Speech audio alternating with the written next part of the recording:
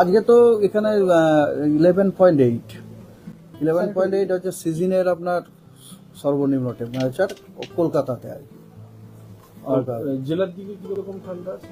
জেলার দিকেও আপনার তারা ওটা আমাকে পড়ে পুরুলিয়াতে আপনার টেম্পারেচার খুব কম, আপনার ওগুলো সব 10-এর নিচে আছে। আর উত্তরবঙ্গতে কোনো এক জায়গাতে আমি দেখলাম, আপনাকে আমি দেখে বলতে পারি, সেটা মনে হয় 1 ডিজিট টেম্পারেচার। আচ্ছা, 1 ডিজিট টেম্পারেচার আছে। আর আগামী কয়েকদিন কি অবস্থা, মানে বৃষ্টির একটা পূর্বাভাস পাওয়া যাচ্ছে? হ্যাঁ, বৃষ্টির একটা পূর্বাভাস পাওয়া যাচ্ছে, কারণ একটা আপনার বে অফ বেঙ্গল থেকে ময়েশ্চার সাপ্লাই হচ্ছে, আর বে অফ বেঙ্গল থেকে ময়েশ্চার সাপ্লাই হচ্ছে, আর একটা উইন্ড ডিসকন্টিনিউটি আছে ঝাড়খণ্ড এই এরিয়াতে আর কি। ঝাড়খণ্ড আর ছত্তিশগড়ের লাগোয়া জায়গাতে একটা উইন্ড ডিসকন্টিনিউটি আছে ঝাড়খণ্ড। তো ওই কারণে আপনার বৃষ্টির সম্ভাবনা আছে। আপনার বেশ কয়েকটি জেলাতে আমরা অলরেডি আপনার এই বার্তাও দিয়ে দিয়েছি, যে যেমন ধরুন আজকে মানে আজ থেকে শুরু করে কালকে সকাল 8:30 পর্যন্ত আমরা বাঁকুড়া, ঝাড়গ্রাম, 2টো বর্ধমান, তারপরে 2টো মেদিনীপুরে, এই সমস্ত জেলাগুলোতে কিন্তু লাইট হালকা রেনফল, অবশ্যই হালকা বৃষ্টিপাতের পূর্বাভাস দিয়েছি। এবং আগামীকালও কিন্তু আমরা বৃষ্টির পূর্বাভাস দিয়েছি। ঝাড়গ্রাম, আপনার দক্ষিণ 24 পরগনা, যেটা যেন নর্থ থেকে সাউথের দিকে আসছে, নর্থ ফ্রম সাউথ থেকে না। যেমন প্রথম দিন আমি কি বললাম, বাঁকুড়া, ঝাড়গ্রাম, ইস্ট মেদিনীপুর, ওয়েস্ট মেদিনীপুর, এগুলো বললাম, ঠিক আছে। 24 তারিখে আমি কি বলছি, আমি বলছি ঝাড়গ্রাম সাউথ 24 পরগনা, নর্থ 24 পরগনা বলিনি, কিন্তু ইস্ট মেদিনীপুর, ওয়েস্ট মেদিনীপুর দুটোই বলেছি। এবং এগুলোতে আপনার হালকা থেকে মাঝারি গোছের বৃষ্টিপাতের ইয়ে আছে। এবং 24 তারিখে আরও কতগুলো জেলাতে হালকা বৃষ্টিপাতের আছে, সেখানে কিন্তু কলকাতাও ইনক্লুডেড। কলকাতা, হাওড়া, হুগলি, উত্তর 24 পরগনা, বাঁকুড়া, ইস্ট বর্ধমান, ওয়েস্ট বর্ধমান। মানে আগামীকাল এই জেলাগুলিতে ইনক্লুডিং কলকাতা, হাওড়া, হুগলি হালকা বৃষ্টিপাতের সম্ভাবনা আছে। আর ওই যে বললাম, একটা হচ্ছে কি আপনার ময়েশ্চার সাপ্লাই ইনকারশন হচ্ছে, এবং একটা আপনার উইন্ড ডিসকন্টিনিউটি মানে হচ্ছে কি ভিন্ন ক্যারেক্টারিস্টিক্সের উইন্ড আসছে। মানে একটা উইন্ড ধরুন ড্রাই, আর একটা উইন্ড হচ্ছে ময়েস্ট। এরকম ধরনের উইন্ড যখন আসে তখন তার মধ্যে এগুলোকে আমরা বলি একটা উইন্ড ডিসকন্টিনিউটি। ওটা অনেক সময় একটা লিফটিং মেকানিজমের কাজ করে আর কি। কারণ আপনাদের আমি এর আগেও কেউ এসেছিলেন যখন, তখন আমি বলেছিলাম যে কোনো একটি জায়গাতে ময়েশ্চার সাপ্লাই হলেই যে বৃষ্টি হবে তার কোনো মানে নেই। যে ময়েশ্চারটা সাপ্লাই হচ্ছে বে অফ বেঙ্গল থেকে, সেই ময়েশ্চারটাকে কিন্তু উঠতে হবে, সে ওঠার জন্য একটা মেকানিজমের দরকার।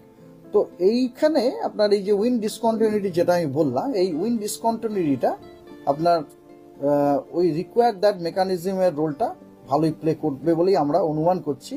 মানে as a result of which আমরা বৃষ্টিপাতের এটা করছি।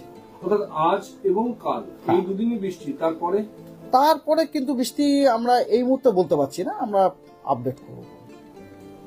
আর ঠান্ডার কি ঠান্ডার কথা আপনাদের বলছি। ঠান্ডার আমরা কিছু ডে ওয়ানে আমরা ফগের ওয়ার্নিং দিচ্ছি না আপনার এতে।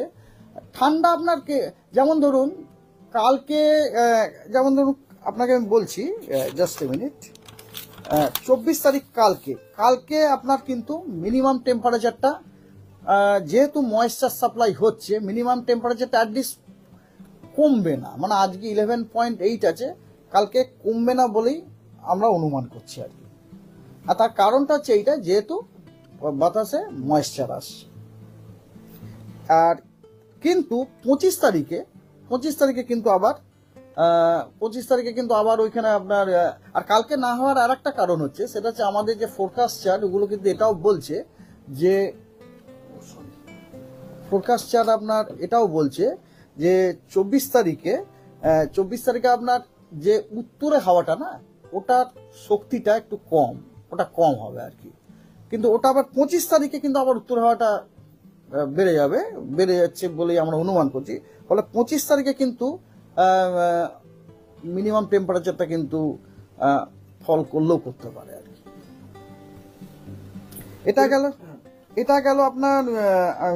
গেল আপনার ইয়েতে আর কি 25 তারিখে।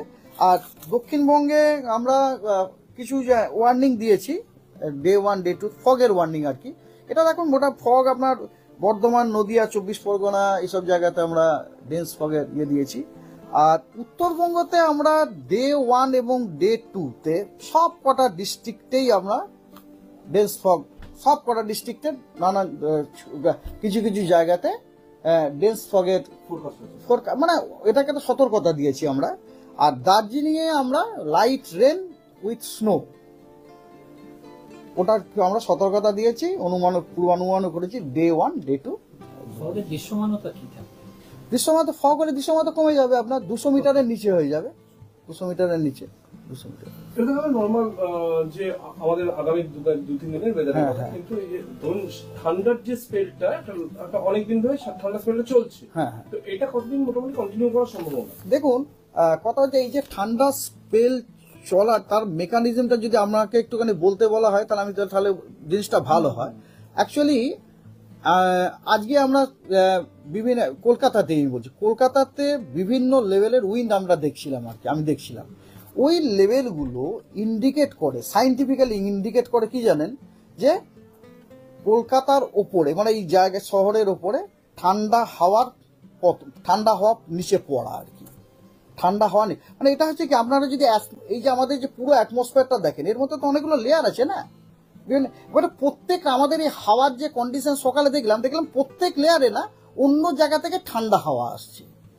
এবারে যদি কোনো একটা ধরুন কলামে ঠান্ডা হাওয়া যদি বেড়ে যায় তাহলে ঠান্ডা হাওয়াটা তো ভারী না, ঠান্ডা হাওয়া যদি ভারী হয় তখন কি হচ্ছে, তখন সিঙ্কিং মোশন, ঠান্ডা এবং সিঙ্কিং ওপর থেকে যে হাওয়াটা পড়ছে সেটা তো ঠান্ডা না, তো ওটাও কিন্তু একটা অন্যতম কারণ। এটা অনেকদিন ধরে চলছে, এটা কিন্তু এখনো চলবে বলে আমার মনে হয়। এই জন্য মিনিমাম টেম্পারেচার খুব বেশি বাড়ার সম্ভাবনা কিন্তু এই মুহূর্তে আমি দেখছি না। মানে যেটুকু ধরুন একটু এদিক ওদিক হচ্ছে সেটা খুবই সামান্য হবে, মানে এই ইমিডিয়েটলি জ্যাকেট খুলে দেবো ওই জিনিস আমি দেখছি না কিন্তু।